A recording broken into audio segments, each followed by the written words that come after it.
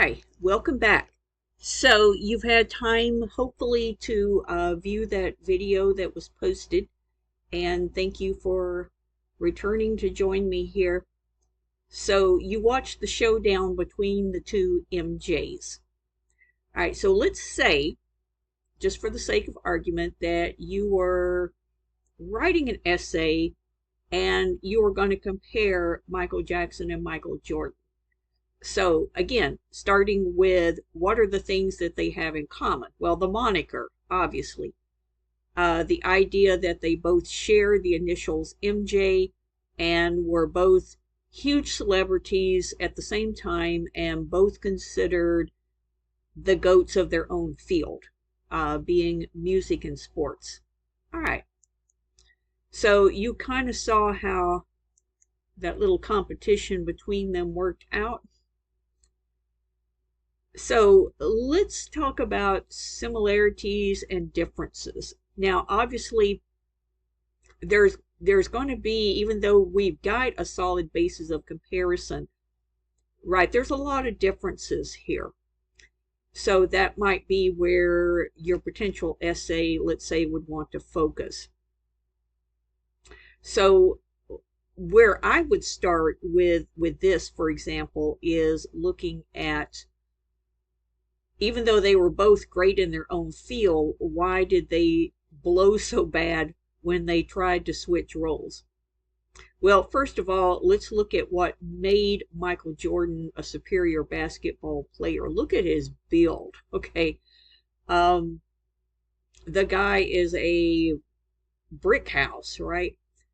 He's tall. That's usually a requirement for basketball players. He's definitely very muscular in his build. However, those were the very things that made him so clumsy when he tried to learn Michael Jackson's moonwalk, right? Because to be a dancer, you do have to be athletic. Don't get me wrong.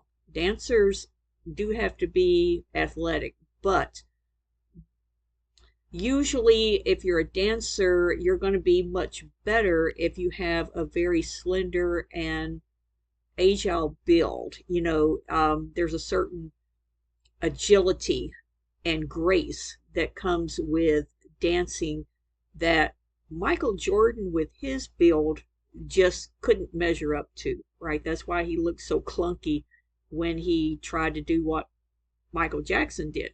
Michael Jackson, on the other hand, with his little skinny frame, he can get in there and do all those moves and pow pow. But when he tried to play basketball, he was obviously at a loss. So I think that's just a fun way to kind of think about this concept of the basis of comparison, right? So once you've got this concept down, you can take really any two or more people, places, food, TV shows, whatever, cars, it doesn't matter. Okay. There's an endless gamut of possibilities here that you can do with this. So this is where your essay should start, right? With your brainstorming process. You start thinking about apples and oranges, right? Peanut butter versus avocado butter, whatever. What do they have in common? But then also, what makes them different? And why is that important to note? That gets us into really what we might call the justification for the comparison, right? So again, is your purpose to argue why something is better than the other? Let's take the case again of the two MJs. Maybe you would want to argue why Michael Jordan was a better basketball player than Michael Jackson, or why Michael Jackson was a much better dancer than Michael Jordan. So those types of arguments, again, we're really talking about preference, right? So maybe your essay is trying to establish a preference.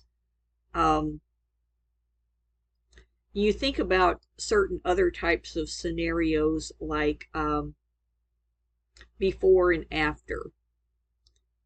Okay, like before I got my new job versus after I got my new job. Before I graduated college versus after I graduated college. Before I married versus after I married. Which scenario did you find yourself in the better position? Did you prefer life before you married? Or is married life better than when you were single? Again, looking at two or more products, which, is McDonald's value meal a better value for your dollar than a Burger King value meal, for example? So again, you have to start with thinking about why you would put this in an essay to start with. What is the reader going to gain from this comparison?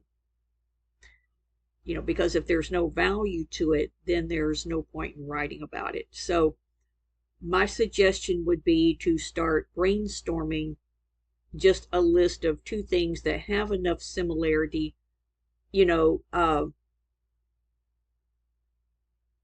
Would you rather type scenarios, or any kind of situation you can think of where people often argue, they pit one thing against another, rivalries, for example.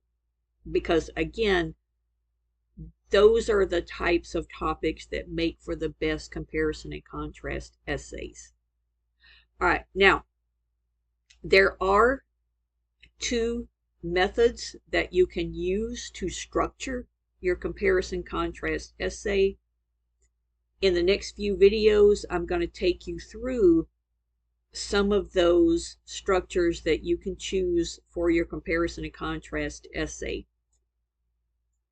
So we'll talk about chunking, and we'll talk about the concept known as sequencing, and then you can decide which one will work best for you for your essay.